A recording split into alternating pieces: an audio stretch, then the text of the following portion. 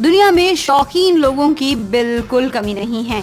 जिनके पास संपत्ति होती है उनके अजीबोगरीब शौक भी होते हैं। सऊदी अरब में रहने वाले राजकुमार तुर्की बिन अब्दुल्लाह अपने शौक को पूरा करने के लिए दुनिया भर में प्रसिद्ध हैं। उनके बारे में कहा जाता है कि वो हर जगह सोने की गाड़ियों में जाते हैं। इस तरह का उनका नया शौक भी सामने आया है।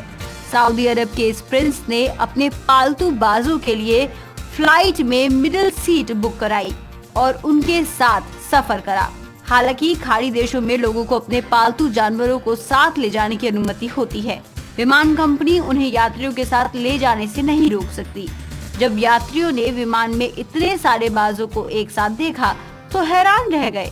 बाजों की फ्लाइट में ये तस्वीरें अब सोशल मीडिया पर वायरल हो रही हैं। इस घटना पर विमान कंपनी का कहना है कि यहाँ पालतू पशु पक्षियों को अपने साथ ले जाना आम बात है।